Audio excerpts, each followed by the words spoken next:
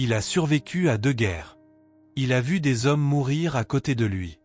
Il a porté des camarades sur son dos sous les balles. Mais ce qui a failli le tuer, ce n'est pas une balle. Ce n'est pas une explosion. C'est lui-même. Sa propre incapacité à demander de l'aide. À pleurer. À être humain. Marc Fontaine, 61 ans, ancien militaire, a passé 6 jours seul, blessé, immobile, dans une forêt des Pyrénées. Et ce qu'il a découvert là-bas, dans la boue froide, entre les arbres qui ne lui répondaient pas, a changé sa définition de ce que ça veut dire d'être fort.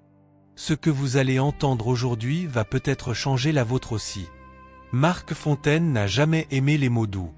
Dans la maison de son enfance, à Tarbes, dans la Haute-Garonne, les hommes ne parlaient pas de ce qu'ils ressentaient.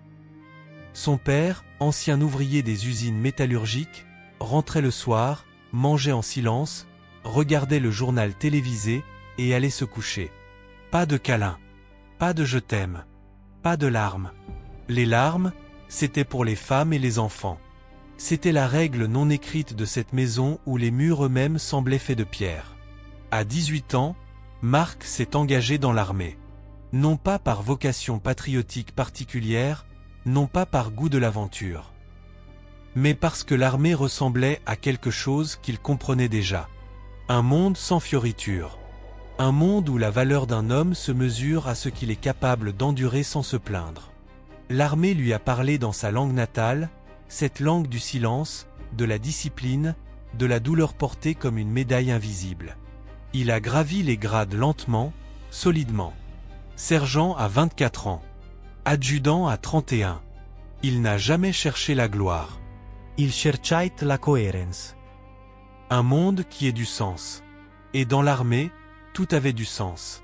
Les ordres. La hiérarchie. La mission. Vous avancez parce qu'on vous dit d'avancer. Vous tenez parce que ce serait une honte de lâcher. Simple. Brutal. Clair.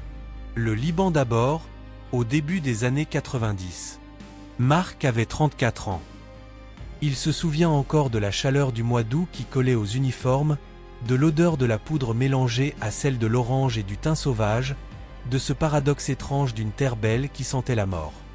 Il a vu des choses là-bas. Des choses que l'on range dans une boîte mentale dont on ne retrouve plus la clé. Pas parce qu'on l'a perdue. Parce qu'on décide de ne plus la chercher. Il était rentré de cette mission plus silencieux qu'avant. Sa femme de l'époque, Isabelle, lui avait dit qu'il semblait absent, comme si une partie de lui était restée là-bas dans la chaleur et la fumée.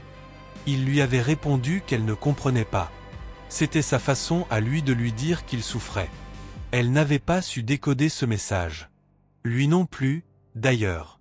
Puis l'Afghanistan, en 2003. Marc avait 46 ans. Trop vieux pour ce genre de terrain, lui avaient dit certains. Assez expérimenté pour survivre, avait-il répondu. Il avait survécu. Mais le prix n'était pas inscrit dans sa chair. Pas de blessure visible. Pas d'éclat d'obus logé dans l'épaule. Le prix était invisible, logé quelque part entre les côtes, dans cet espace qu'on appelle parfois la poitrine et qui, quand on n'y fait pas attention, devient un coffre-fort sans combinaison connue.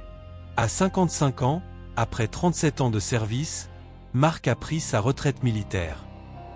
Il avait 2 fils adultes avec qui il parlait peu, une ex-femme avec qui il ne parlait plus du tout, et un appartement à Pau qu'il trouvait trop grand pour un homme seul et trop petit pour contenir tout ce qu'il portait.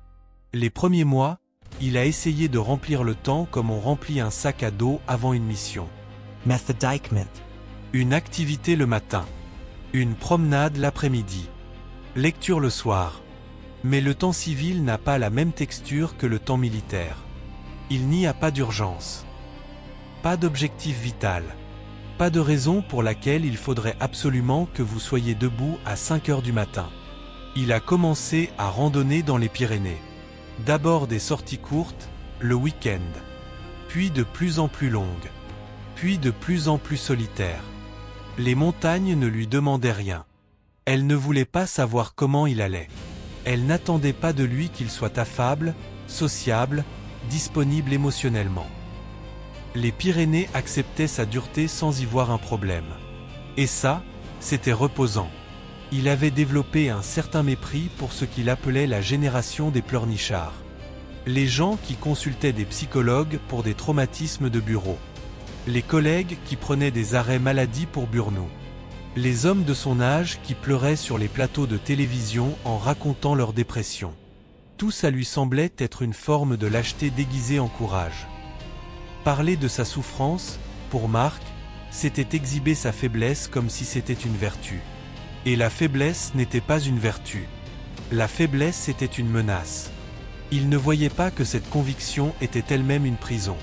Que chaque fois qu'il méprisait la vulnérabilité des autres, il renforçait les barreaux autour de la sienne propre.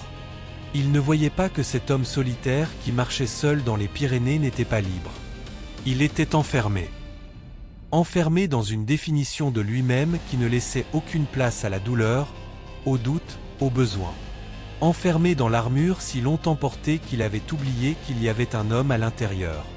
En septembre 2018, Mark décide de faire une randonnée en solitaire de 8 jours dans le massif des Arbailles, dans les Pyrénées-Atlantiques. Un secteur peu fréquenté. Des forêts denses de hêtres et de chênes. Des ruisseaux qui coulent entre des rochers couverts de mousse verte. Une beauté austère et sauvage qui lui ressemblait. Il prévient personne de son itinéraire précis. Pourquoi le ferait-il? Il a survécu à 2 guerres. Il connaît les montagnes. Il a son matériel. Il n'a besoin de personne. Cette dernière phrase. Il n'a besoin de personne. Elle allait lui coûter 6 jours de sa vie et peut-être, selon les médecins qu'il verra plus tard, presque la vie elle-même. Le 3e jour de randonnée, Mark descend une pente raide après une nuit de pluie. Le sol est un tapis de feuilles mortes mâchées par l'humidité, glissantes comme du savon. Il a posé le pied exactement là où il fallait ne pas le poser. L'équilibre rompu en une fraction de seconde. Le corps qui part en arrière. La chute qui dure beaucoup plus longtemps qu'elle ne devrait. Et puis le choc. Brutal. Soured. Le bruit que fait un corps quand il heurte quelque chose de plus fort que lui. Il reste allongé sans bouger pendant plusieurs minutes. Pas d'inconscience.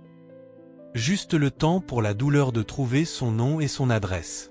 Elle arrive d'abord comme un signal flou, une chaleur intense qui part de la cheville droite et monte le long du mollet. Puis elle précise ses contours. La cheville. Il a senti le craquement. Il connaît ce son. Il l'a entendu dans d'autres corps que le sien sur d'autres terrains. Fracture. Ou au mieux entorse sévère. Dans tous les cas, ce genou qui a heurté le rocher en tombant n'a pas l'air bien non plus. Il essaie de se relever. La douleur le repousse au sol avec une autorité froide. Il s'assoit contre le tronc d'un hêtre. Analyse la situation avec la méthode qu'on lui a enseignée 30 ans plus tôt. Blessure invalidanti. Immobilite for C. Position dans une zone sans sentier balisé. Téléphone portable sans réseau. Matériel de base présent mais limité. Personne qui connaît son itinéraire exact. Personne qui attendrait un signal de ça par avant plusieurs jours. Ce dernier point. Personne qui attendrait un signal de sa part. Parce qu'il n'avait pas voulu que quelqu'un attende. Parce que dépendre du regard ou de l'inquiétude de quelqu'un lui semblait insupportable. Et maintenant cette indépendance farouche prenait l'apparence exacte de ce qu'elle avait toujours été en réalité. Une vulnérabilité déguisée en force. Il installe tant bien que mal son bivouac à quelques mètres de là. Une surface à peu près plane entre les racines. La tente. Le sac de couchage. Il sort sa trousse de premier secours. Bandage de compression sur la cheville. Antidouleurs. Eau. Ration de survie pour encore 5 jours. Il fait mentalement le calcul. Sa voiture est garée à un point de départ. Dans 6 jours, si elle n'a pas bougé, peut-être quelqu'un appellera les gendarmeries. Peut-être. Si quelqu'un remarque. Si quelqu'un fait le lien. Le premier jour, il reste dans le mode militaire. Gérer la situation. Rationner l'eau. Tenter de bouger. Impossible de mettre du poids sur la jambe droite. Il essaie de ramper vers ce qui pourrait être un sentier. La douleur dans le genou gauche, qui a aussi reçu un choc, le stoppe rapidement. Il renonce. Il revient à son camp de fortune. Il attend. La nuit tombe avec une rapidité qui le surprend toujours en forêt. Les arbres mangent la lumière bien avant que le ciel ne soit noir. Et puis il fait froid. Un froid humide de montagne qui rentre dans les os par les côtés, par en dessous, par tous les interstices que le duvet de son sac de couchage ne couvre pas tout à fait. Il écoute la forêt qui respire autour de lui. Des bruits qu'il ne cherche pas à identifier. Des craquements de branches. Des froissements dans les feuilles mortes. Des appels d'oiseaux qu'il ne reconnaît pas dans cette obscurité totale. Deuxième jour. Troisième jour. La douleur évolue mais ne diminue pas. Elle change simplement de texture. Plus diffuse. Plus profonde. La jambe a gonflé sous le bandage. La cheville est dure comme une pierre. Il boit avec parcimonie. Il mange peu. Il pense. Et c'est peut-être là le problème. Quand on ne peut pas bouger, quand le corps devient une prison, le seul territoire qui reste accessible, c'est l'intérieur. Et Marc Fontaine n'avait jamais appris à naviguer ce territoire-là. Les pensées arrivent d'abord de façon ordonnée. Des réflexions pratiques sur la situation. Des estimations de probabilité de secours. Puis, imperceptiblement, elles dévient. Des images du Liban. Un visage qu'il n'a pas voulu se rappeler depuis 20 ans. Le visage d'un jeune caporal de son unité, 22 ans, qui s'appelait Théo, et qui n'était plus là au bout de 3 jours. Marc n'avait pas pleuré ce jour-là. Il avait noté le fait, rangé le visage dans la boîte, et continué d'avancer. C'est ce qu'on fait. On avance. Mais là, dans cette forêt des Pyrénées, avec la jambe qui pulse de douleur et le froid qui ne part jamais complètement même le jour, le visage de Théo revient. Et après lui d'autres. Des visages que Marc pensait avoir oubliés parce qu'il avait décidé de les oublier, ce qui n'est pas du tout la même chose. Des visages qui avaient simplement attendu patiemment dans leur boîte fermée le moment où Marc n'aurait plus assez d'énergie pour maintenir le couvercle. Et puis le 4e jour arrive quelque chose que Marc n'avait pas prévu. Quelque chose qui transforme une situation difficile en quelque chose de potentiellement fatal. La pluie revient. Pas une pluie légère de montagne. Une pluie de fond, lourde, froide, obstinée, qui commence dans l'après-midi du 4e jour et ne s'arrête pas. La nuit du 4e au 5e jour est la pire de toutes. L'eau finit par infiltrer la tente que Marc n'avait pas eu le temps ni les moyens d'installer correctement dans l'urgence de son état. Son sac de couchage commence à absorber l'humidité. Il grelotte. Le froid est maintenant dedans, pas seulement autour. Mais ce n'est pas ça, la révolution inattendue. Ça, Marc peut le gérer. Il a connu pire. Ce qui change tout, c'est ce qui se passe le matin du 5e jour, quand il tend le bras pour attraper sa gourde et que sa main tâtonne dans le vide. La gourde n'est pas là où elle devrait être. Il cherche. Il farfouille. Et puis il comprend. Dans la nuit, l'eau de pluie qui avait formé un ruisselet improvisé sur le sol de la forêt a glissé sous sa tente, a tout déplacé, a emporté dans son cours modeste mais têtu sa gourde principale et l'une de ses 2 poches à eau. Il lui reste une poche à eau à moitié pleine. Dans les Pyrénées, certes, l'eau des ruisseaux est présente. Mais le ruisseau le plus proche qu'il a entendu est à une 50aine de mètres. Et Marc ne peut pas ramper 50 mètres sur ce genou. Il regarde cette réalité en face. Il est dans une forêt des Pyrénées. Blessé. Seul. Il fait 5 degrés. Son équipement est partiellement compromis. Son eau est limitée. Il lui reste au mieux un jour d'eau. Et personne ne sait où il est. L'homme qui avait traversé 2 guerres en se disant qu'il n'avait besoin de personne était en train de découvrir que les guerres avaient eu la décence d'avoir des médecins de campagne, des équipes d'évacuation, des protocoles. La montagne, elle, n'avait rien de tout ça. La montagne n'avait aucune obligation envers lui. La pluie continue. Les arbres dégoulinent. Le sol est une éponge. Marc est recroquevillé dans sa tente qui n'est plus tout à fait étanche, la jambe maintenue immobile parce que bouger fait monter une douleur qui brûle les yeux de l'intérieur.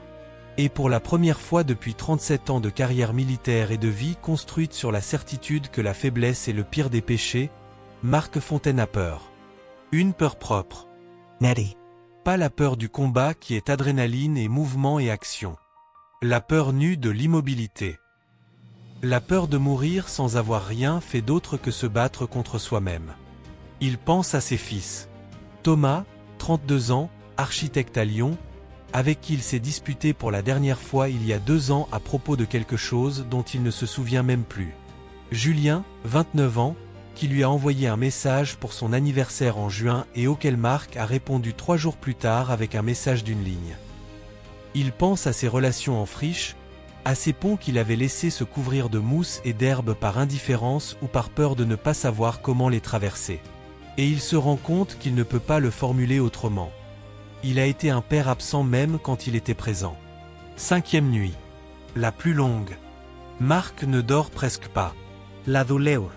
Le froid. Les pensées qui ne font plus semblant d'être ordonnées. Elles arrivent par vagues, chaotiques, sans chronologie. Des images. Des voix. Sa propre voix, surtout, qui répète des choses qu'il a dites et qu'il n'aurait pas dû dire, des choses qu'il n'a pas dites et qu'il aurait dû dire. Ses fils qui grandissaient pendant qu'il était en mission. Des anniversaires manqués qu'il avait rationalisés comme des nécessités professionnelles. Des moments où Thomas ou Julien avaient essayé de lui parler vraiment et où il avait répondu à côté, avec une réponse pratique à une question émotionnelle, parce que c'était tout ce qu'il savait faire. Et quelque part dans cette nuit interminable, entre 2 grelottements, une pensée arrive. Pas violente, pas dramatique, simple, et pour sa dévastatrice. Et si toute ma vie, j'avais confondu la force avec l'armure? Et si ce que j'appelais être fort n'était qu'une façon très élaborée d'avoir peur? Le 6e jour se lève sur une forêt épuisée par la pluie. La lumière arrive timidement entre les troncs mouillés, une lumière grise et douce qui ne réchauffe pas mais qui change au moins les ombres. Marc est réveillé depuis des heures. Il n'a plus d'eau. Il a essayé de recueillir de l'eau de pluie dans la nuit avec un récipient de fortune. Il a récupéré peut-être 2 gorgées. Ses lèvres sont sèches. Sa gorge aussi. La douleur dans la jambe a changé d'état, elle est devenue quelque chose de presque familier, une présence constante plutôt qu'une agression, ce qui est peut-être plus inquiétant que douloureux. Il sort de sa tente avec une lenteur d'infirme. Appuyé sur un bâton qu'il a taillé les jours précédents avec son couteau. La lumière froide du matin le frappe. Il regarde les arbres autour de lui. Ces êtres qui l'entourent depuis 6 jours et qui n'ont pas dit un mot. Il regarde ses mains. Ses mains qui ont porté des armes, qui ont donné des ordres, qui ont refusé de se tendre vers les gens qu'il aimait parce que se tendre c'est s'exposer et s'exposer c'est risquer et risquer c'était une forme de mort symbolique qu'il avait jugée pire que la mort réelle. Quelque chose se passe en lui ce matin-là. Quelque chose de lent et d'inévitable, comme le dégel d'une rivière au printemps. Ça ne fait pas de bruit. Ça ne se voit pas de l'extérieur. Mais à l'intérieur, c'est colossal. Des années de pression accumulées derrière un mur construit brique par brique depuis l'enfance, depuis ce père silencieux, depuis l'armée, depuis les missions, depuis les visages rangés dans les boîtes, depuis les fils laissés à distance, depuis les questions évitées, depuis les nuits où il ne dormait pas mais où il faisait semblant parce que même dans le sommeil il refusait de montrer quelque chose qui ressemblait à une faille. Des années derrière ce mur qui commence ce matin-là à avoir des craquelures. Il pense à cette phrase qu'il avait lue quelque part, il ne sait plus où, il y a des années, et qu'il avait trouvée ridicule à l'époque. Les personnes les plus courageuses que j'ai rencontrées étaient celles qui avaient la force de demander de l'aide. Il avait trouvé ça ridicule. Une façon de déguiser la faiblesse en vertu. Mais là, dans cette forêt, avec sa jambe qui ne répond plus correctement et ses lèvres sèches et ses fils qu'il n'a pas su aimer correctement, là, il comprend pour la première fois ce que cette phrase voulait vraiment dire. Demander de l'aide n'est pas l'absence de force. Demander de l'aide exige de reconnaître qu'on est humain. Et reconnaître qu'on est humain, pour certains hommes, pour lui, était la chose la plus difficile qui soit. Parce que si on est humain, alors on peut être blessé. Et si on peut être blessé, alors on peut mourir. Et si on peut mourir, alors toutes ces choses qu'on a refusé de vivre pleinement, tous ces moments qu'on a regardés de derrière une vitre, toutes ces mains qu'on n'a pas tenues, toutes ces larmes qu'on n'a pas versées, tout ça n'avait servi à rien. Tout ça était une perte sèche. Marc Fontaine, 61 ans, ancien militaire, 2 guerres traversées, 4 décorations, 37 ans de service, s'assoit contre son hêtre dans la forêt mouillée des Pyrénées, et il pleure. Pas de façon élégante. Pas comme au cinéma où les larmes coulent proprement sur des visages expressifs. Il pleure comme quelqu'un qui ne l'a pas fait depuis si longtemps que le corps a oublié comment ça marche et doit réapprendre dans l'urgence. Il pleure de façon maladroite, convulsive, avec des sons qui lui semblent venir d'une partie de lui-même qu'il ne connaissait pas. Il pleure Théo, le caporal de 22 ans mort au Liban. Il pleure les anniversaires de Thomas qu'il a manqués. Il pleure les messages en retard, les silences coupables, les moments d'intimité refusés. Il pleure Isabelle qui avait essayé de le rejoindre derrière ses murs et qui avait fini par se fatiguer. Il pleure tous ces hommes et toutes ces femmes qu'il avait méprisés pour leur vulnérabilité alors que leur vulnérabilité était exactement ce qu'il n'avait pas su se permettre. Il pleure sa propre jeunesse, ce garçon de 18 ans qui s'était engagé dans l'armée en partie pour ne jamais avoir à répondre à des questions qui lui faisaient peur. Il pleure longtemps. Il ne sait pas combien de temps. Le froid est toujours là. La douleur est toujours là. Mais quelque chose d'autre est là aussi. Quelque chose qu'il n'aurait pas su nommer avant ce matin et qu'il identifie maintenant avec une clarté étrange. Du soulagement. Un allègement. Comme si le mur avait occupé de l'espace dans sa poitrine depuis 40 ans et que maintenant qu'il avait commencé à s'effondrer, il pouvait respirer différemment. Pas plus facilement. Different. Avec plus de place pour quelque chose. Il parle à voix haute. À qui? Il ne sait pas. Aux arbres peut-être. À lui-même. À ses fils absents. Il dit les choses qu'il n'a jamais dites. Je ne vous ai pas assez aimé correctement. J'aurais dû être là. J'avais peur et je ne savais pas le dire. J'ai fait de ma peur une philosophie et j'ai appelé ça de la force. Je vous demande pardon. Pas de façon rhétorique.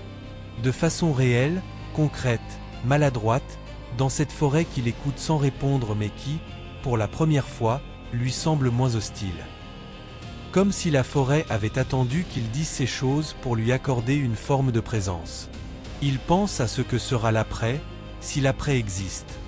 Il pense à Thomas.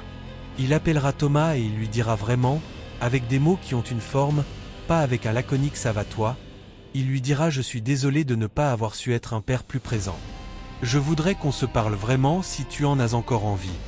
Il pense à Julien. Il ira à Lyon ou à Bordeaux ou n'importe où. Il ira jusqu'à eux au lieu d'attendre qu'ils viennent à lui. Et s'il sort de cette forêt? Le si est encore là. La situation est réelle. Il n'a plus d'eau. Sa jambe est dans un état qui demande une attention médicale urgente. Il est dans une zone peu fréquentée. Mais quelque chose a changé dans sa façon de tenir ceci. Avant, il l'aurait tenu avec mépris. Je ne vais pas mourir ici, c'est impossible, je suis Marc Fontaine. Maintenant il le tient avec une honnêteté nouvelle. Peut-être que je ne sortirai pas d'ici. Et si c'est le cas, au moins ces dernières heures, je les aurais passées à être réellement moi-même pour la première fois depuis longtemps. Cette pensée ne l'apaise pas complètement. Mais elle ne le détruit pas non plus. Et ça, c'est une forme de force qu'il n'avait pas connue avant. La force de regarder la vérité en face sans avoir besoin de la transformer en quelque chose de plus facile à porter. Le 6e jour avance. Le soleil perce par moments entre les nuages, envoie des faisceaux obliques entre les troncs, transforme les gouttes d'eau accrochées aux feuilles en quelque chose qui ressemble à de la lumière. Marc a coupé une feuille de hêtre pour recueillir les gouttes. Il a bu l'équivalent d'une gorgée. Il a mangé ses dernières rations. Il attend. Pas avec résignation. Avec quelque chose qui ressemble à une présence à lui-même qu'il n'avait jamais vraiment pratiquée. Fermin Hiriart a 68 ans et conduit ses brebis dans cette partie de la forêt depuis 40 ans. Il connaît chaque sentier, chaque rocher, chaque creux où l'eau stagne après la pluie. Il connaît cette forêt comme on connaît les lignes d'une main familière, sans avoir besoin de regarder, juste en posant les doigts. Ce matin-là, ces brebis prennent un chemin inhabituel. Elles s'écartent du sentier qu'elles empruntent d'ordinaire et s'enfoncent dans les hêtres avec une insistance qui intrigue le vieux berger. Il les suit parce qu'avec les brebis, parfois il vaut mieux suivre que guider. C'est comme ça que Fermin Hiriart trouve Marc Fontaine. Appuyé contre un tronc, la jambe tendue devant lui, le visage brûlé par le froid et la fatigue, les yeux ouverts mais creux. Fermin ne dit rien d'abord. Il évalue la situation avec les yeux de quelqu'un qui a vu des randonneurs en difficulté avant. Puis il sort sa gourde et la tend à Marc sans un mot. Marc prend la gourde. Il bite. L'eau est tiède, elle a le goût de caoutchouc et de montagne, et c'est la meilleure chose qu'il ait bu de sa vie. Ses mains tremblent légèrement autour de la gourde. Il rend la gourde. Il regarde Fermin. Et il dit, avec une voix qui a séché et qui se réapprend, « Merci ». 2 syllabes. Mais pour Marc Fontaine, 2 syllabes qui représentent une capitulation de 40 ans. Le premier merci qu'il a dit de façon pleinement consciente depuis qu'il avait appris à ne pas en avoir besoin. Fermin a un téléphone satellitaire. Il appelle les secours. Dans l'heure, 2 membres du PGHM, le peloton de gendarmerie de haute montagne, arrivent. Ils stabilisent la jambe de Marc. Ils l'évacuent sur un brancard improvisé. Marc ne proteste pas. Il ne dit pas qu'il peut se débrouiller. Il les laisse faire. Et cette passivité consentie, cette acceptation d'être porté, d'être aidé, d'être sauvé par d'autres, c'est la chose la plus étrange et la plus libératrice qu'il ait ressentie depuis des décennies. À l'hôpital de Pau, le diagnostic est fracture de la malléole externe et entorse ligamentaire du genou gauche, plus une hypothermie légère et une déshydratation modérée. Les médecins lui disent qu'encore un jour sans eau dans ces températures aurait posé un problème sérieux. Marc les écoute. Il hoche la tête. Il ne dit pas que ça ne lui fait pas peur. Parce que ça lui fait peur. Et parce que maintenant il sait que la peur peut être dite sans qu'on en meure. Thomas arrive le lendemain matin. Il a fait 4 heures de route depuis Lyon. Il entre dans la chambre et voit son père dans le lit d'hôpital, la jambe dans une attelle, le visage creusé mais étrangement différent de ce qu'il attendait. Pas effondré. Pas combatif non plus. Juste présent. Thomas ne sait pas comment commencer. Marc non plus. Mais Marc le fait quand même. Pas parfaitement. Pas avec les mots qu'un thérapeute aurait choisis. Avec ses mots à lui, maladroit et direct. Il dit « Je suis content que tu sois là. Je ne te le dis pas assez. En fait, je ne te le dis jamais. Je voudrais changer ça si tu me laisses une chance. » Thomas reste silencieux un moment. Puis il s'assoit dans le fauteuil au bord du lit. Et il dit « On va essayer, papa. » C'est tout. 2 phrases. Pas de scène hollywoodienne. Pas de réconciliation spectaculaire. Juste 2 hommes dans une chambre d'hôpital qui commencent, timidement, à parler la même langue après des années à se regarder à travers les vitres de leurs silences respectifs. Marc passe 3 semaines en rééducation. Pendant ces semaines, il lit des choses qu'il n'aurait jamais lues avant. Des livres sur le deuil, sur le trauma, sur ce qu'on appelle la résilience. Il commence à comprendre que ce qu'il avait vécu au Liban et en Afghanistan n'avait pas disparu parce qu'il avait fermé les boîtes. Il avait simplement stocké la pression. Et que les montagnes, d'une certaine façon, avaient fait sauter les boîtes parce qu'il ne l'aurait fait tout seul pour rien au monde. Il prend rendez-vous avec un psychologue spécialisé dans les traumatismes militaires. Le premier rendez-vous, il reste assis 20 minutes à ne rien dire de significatif. Mais il revient la semaine suivante. Et il parle. Pas facilement. Pas fluidement. Mais il parle. Julien le rejoint à Pau 1 mois plus tard. Ils passent un week-end ensemble. Ils marchent, enfin ils marchent lentement à cause de la jambe encore convalescente, sur un chemin plat au bord du Guève de Pau. Marc raconte les Pyrénées. Il raconte les 6 jours. Pas tout. Mais assez. Assez pour que Julien comprenne que son père revient d'ailleurs. Pas d'un autre endroit géographique. D'un autre endroit intérieur. Un endroit où Marc n'était jamais allé parce qu'il avait eu peur de ce qu'il y trouverait. Ce qu'il y a trouvé était dévastateur et nécessaire à la fois. Il y avait trouvé un homme qui avait mal. Un homme qui avait eu besoin d'amour comme tout le monde et qui n'avait pas su demander ou donner. Un homme dont la dureté n'était pas une force mais une peur de la douleur si grande qu'il avait préféré construire un désert autour de lui plutôt que de risquer de souffrir encore.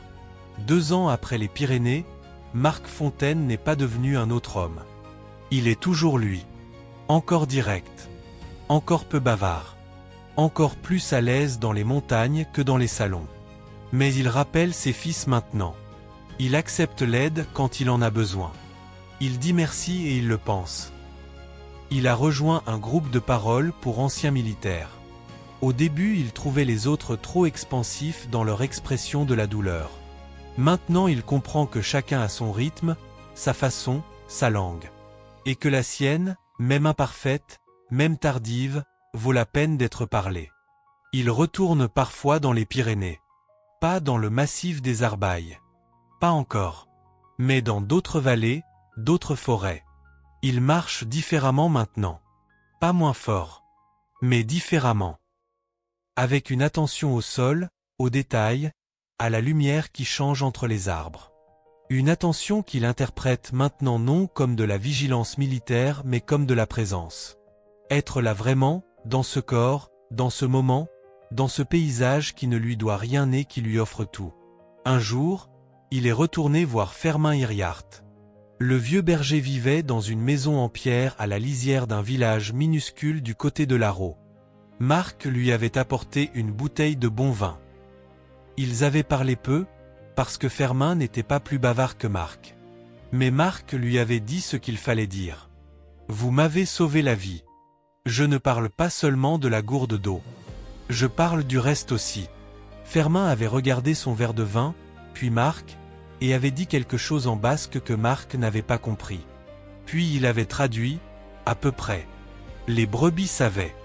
Moi j'ai juste suivi les brebis. Marc avait souri. Un sourire vrai. Le genre de sourire qui n'essaie pas d'être autre chose que ce qu'il est. Ce que l'histoire de Marc Fontaine nous dit, ce n'est pas que la montagne guérit. Ce n'est pas que la souffrance physique est nécessaire pour grandir. Ce n'est pas qu'il faut frôler la mort pour commencer à vivre. Ce qu'elle dit, c'est quelque chose de plus simple et de beaucoup plus difficile à entendre. Les armures que l'on construit pour se protéger finissent toujours par nous isoler de ce qu'on cherchait à protéger. Et le courage le plus réel, le plus rare, le moins célébré, c'est celui qu'il faut pour poser cette armure. Pas pour être faible. Pour être libre. Marc avait traversé 2 guerres à l'extérieur de lui-même. Il lui avait fallu 6 jours dans une forêt froide et mouillée pour commencer la seule guerre qui comptait vraiment. Celle du dedans. Et contrairement aux autres, cette guerre-là ne se gagne pas en résistant. Elle se gagne en rendant les armes. Si vous êtes quelqu'un qui porte une armure, si vous êtes quelqu'un qui a appris très tôt que montrer sa douleur était dangereux, si vous êtes quelqu'un qui confond depuis longtemps la dureté avec la force et la tendresse avec la faiblesse, alors cette histoire est pour vous. Pas pour vous juger. Pour vous dire que ce que vous portez a un poids. Et que ce poids, vous n'êtes pas obligé de le porter seul. Et que demander de l'aide n'est pas la fin de qui vous êtes. C'est peut-être le début de qui vous pourriez être.